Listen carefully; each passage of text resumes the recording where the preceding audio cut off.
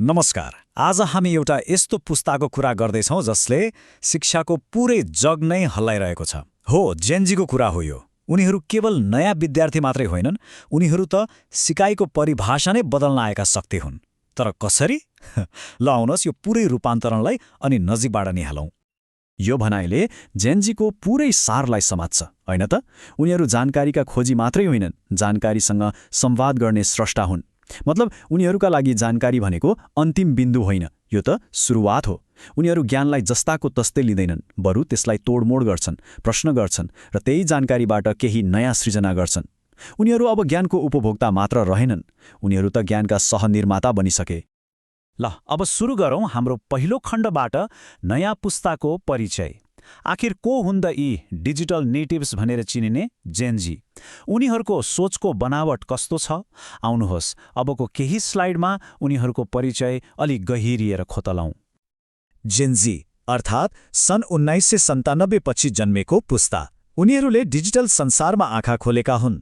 सोच्नुहोस् त, हामीमध्ये धेरैले इन्टरनेट सिक्यौं, तर उनीहरू त त्यसैमा हुर्किए। स्मार्टफोन, सोशल मिडिया यी उनीहरूका लागि केवल औजार होइनन्, यो त उनीहरूको सोच्ने, सम्बन्ध बनाउने अनि पुरै संसारलाई बुझ्ने एउटा माध्यम नै हो। भन्नुपर्दा उनीहरूको चेतना नै डिजिटल छ। यही कारणले उनीहरूको संसार हेर्ने दृष्टिकोण नै पुरै फरक छ। पुराना मान्यताहरू, परम्परागत सीमाहरू, यी कुराले उनीहरूलाई खासै बाँध्दैन।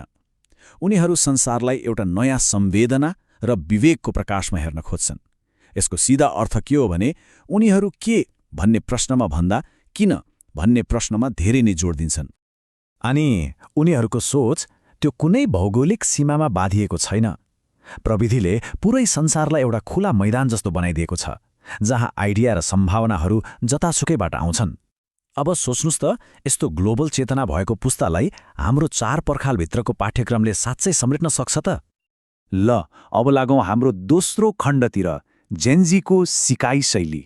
अब आउँछ सबैभन्दा महत्त्वपूर्ण प्रश्न। आखिर यो पुस्ताले सिक्छ कसरी? उनीहरूको दिमागले कसरी काम गर्छ? आउनुहोस् उनीहरूको लर्निङ डिएनएलाई नै एकचोटि विश्लेषण गरौँ। उनीहरूको सिकाइ मुख्यतया 3वटा स्तम्भमा अडिएको देखिन्छ। पहिलो हो जिज्ञासा। उनीहरू उत्तर पाउनुमा भन्दा पनि सही प्रश्न सोध्नुमा बढी रमाउँछन्। दोस्रो, स्वनेतृत्व। कसैले सिकाउनु पर्दैन, उनीहरू आफ्नै रुचि र गतिमा सिक्न चाहन्छन्। अनि तेस्रो, प्रयोगशीलता। उनीहरूका लागि गरेर सिक्नु नै साँचो सिकाइ हो। यी तीनवटै कुरा मिलेपछि के हुन्छ? ज्ञान किताबबाट निस्केर सिधै जीवनमा आइपुग्छ। एकछिन हाम्रो परम्परागत शिक्षालाई सम्झियौँ त। त्यसको केन्द्रमा एउटै मात्र प्रश्न हुन्थ्यो, के? पाठ्यक्रम के हो? परीक्षामा के आउँछ? यसको उद्देश्य नै विद्यार्थीलाई जानकारीको एउटा भण्डार बनाउनु थियो। तर त्यो जानकारीको अर्थ के हो? त्यसको मतलब के हो? त्यसमा खासै ध्यान दिएन। तर जेनजी आएर यो प्रश्नलाई नै पल्टाइदिए। उनीहरूका लागि महत्त्वपूर्ण प्रश्नहरू हुन् किन र कसरी। यो कुरा किन सिक्ने अनि यसलाई वास्तविक जीवनमा कसरी प्रयोग गर्ने? हेर्दा सामान्य लागे पनि यो सानो परिवर्तनले सिकाइलाई केवल तथ्यहरूको सङ्ग्रहबाट एउटा अर्थपूर्ण खोजमा बदलिदिन्छ। अनि यो पुस्ता सिक्नका लागि कसैको अनुमति पर्खेर बस्दैन। उनीहरू एकदमै आत्मनिर्देशित छन्। युट्युब, कोर्सेरा, खान एकाडेमी यी त उनीहरूका लागि 24 घण्टा खुल्ने व्यक्तिगत विद्यालय जस्तै हुन्। सोच्नुहोस् त, यहाँ उनीहरू आफ्नो पाठ्यक्रम आफै बनाउँछन्, शिक्षक आफै छान्छन् र आफ्नै गतिमा सिक्छन्। सिकाइको लगाम अब पुरै उनीहरूकै हातमा छ। जेनजीका लागि सिद्धान्त भनेको यात्राको नक्सा जस्तै हो। तर नक्सा हेरेर मात्रै त यात्रा पुरा हुँदैन, हिँड्नु पनि पर्छ, होइन र? हो, ठ्याक्कै त्यही भएर उनीहरू प्रोजेक्ट आधारित र प्रयोगात्मक सिकाइमा विश्वास गर्छन्। उनीहरूलाई थाहा छ, जबसम्म ज्ञानलाई व्यवहारमा उतारिँदैन, जबसम्म त्यसले वास्तविक समस्याहरू समाधान गर्दैन, तबसम्म त्यो सिकाइ अधुरो हुन्छ। अब हाम्रो तेस्रो खण्डमा प्रवेश गरौँ, प्रविधि र मानवीय संवेदना। यो पुस्ता प्रविधिमा पुरै डुबेको छ, यो त हामी सबैलाई थाहा छ। तर सबैभन्दा अचम्मको कुरा के छ भने यति डिजिटल हुँदाहुँदै पनि उनीहरूको चेतनाको केन्द्रमा एकदमै गहिरो मानवीयता छ। यो डिजिटल मुटुको विरोधाभास आखिर के हो त? ल यसलाई अलि बुझ्ने प्रयास गरौँ। प्रविधि जेनजीको लागि 2 धारे तरवार जस्तै हो, एकैसाथ वरदान पनि अभिशाप पनि।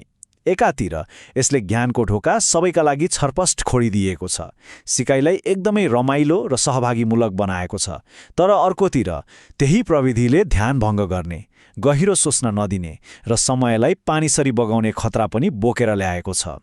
त्यसैले उनीहरूको लागि सिक्नु भनेको यो डिजिटल दुनियाँमा एउटा सन्तुलन खोज्नु पनि हो।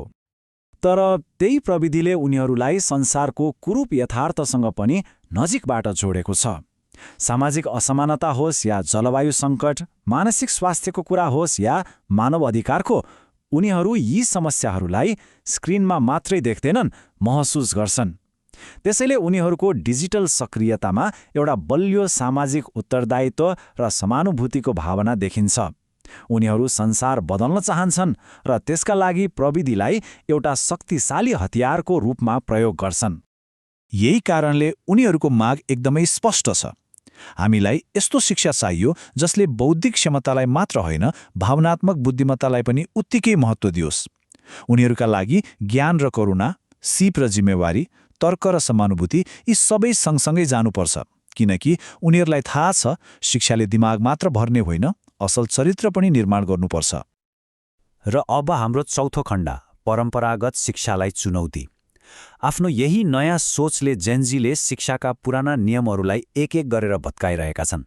शिक्षकको भूमिकादेखि लिएर विद्यालयको परिभाषासम्म उनीहरूले कसरी यी सबै कुरालाई पुनर्लेखन गर्दैछन्, ल हेरौँ।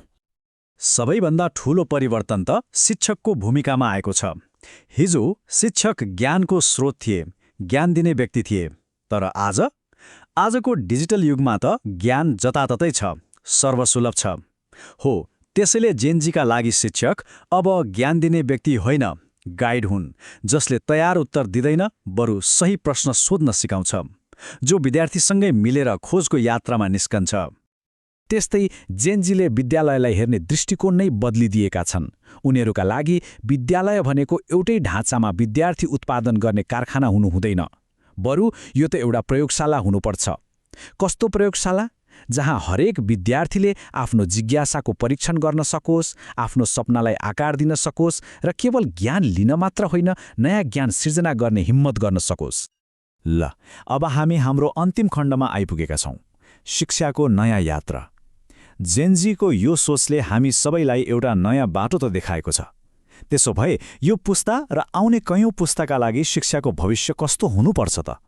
आउनुहोस् यो रूपान्तरणको मार्गचित्रलाई अन्तिम पटक राम्ररी हेरौँ। यो रूपान्तरण कुनै एक ठाउँमा मात्र भएर हुँदैन, यो त 3 तहमा एकैपटक हुनुपर्छ। पहिलो, व्यक्तिगत स्तरमा, जहाँ हरेक विद्यार्थीले आफ्नो छुट्टै क्षमता र सम्भावना खोज्छ। दोस्रो, संस्थागत स्तरमा, जहाँ विद्यालयले त्यो सृजनशीलतालाई प्रोत्साहन गरेर मलजल गर्छ। अनि अन्तमा यी दुवै मिलेर शिक्षालाई सामाजिक स्तरमा पुर्याउँछन्, जहाँ शिक्षा केवल डिग्रीको कागज होइन, समाज सुधारको एउटा शक्तिशाली औजार बन्छ। त्यसो भए भविष्यको शिक्षाको खाका कस्तो हुनुपर्छ त? यसले यस्तो नागरिक तयार गर्नुपर्छ जो बहुआयामिक होस्, जसले प्रविधिलाई अनुशासनका साथ प्रयोग गर्न जानोस्, जो जटिलभन्दा जटिल समस्याहरू समाधान गर्न सकोस्, जो भावनात्मक रूपमा पनि बुद्धिमान होस् र सबैभन्दा महत्त्वपूर्ण, जो आफ्नो समाज र ग्रहप्रति जिम्मेवार होस्। हो, यही नै होस् शिक्षाको नयाँ गन्तव्य। र अन्त्यमा जेनजीले हामी सबैको अगाडि एउटा गम्भीर तर महत्त्वपूर्ण प्रश्न छोडेर गएका छन् कि हाम्रो शिक्षाले अझै पनि दिमागमा केवल ज्ञानको भण्डार मात्र भरिरहेको छ, वा यसले हृदयमा जीवन बुझ्ने कला र मानवता पनि जगाइरहेको छ? यो सोच्ने बेला आएको छ। रूपान्तरणको बिउ त रोपिसकिएको छ, अब त्यसलाई हुर्काउने, बढाउने र फलाउने जिम्मेवारी हामी सबैको काँधमा छ।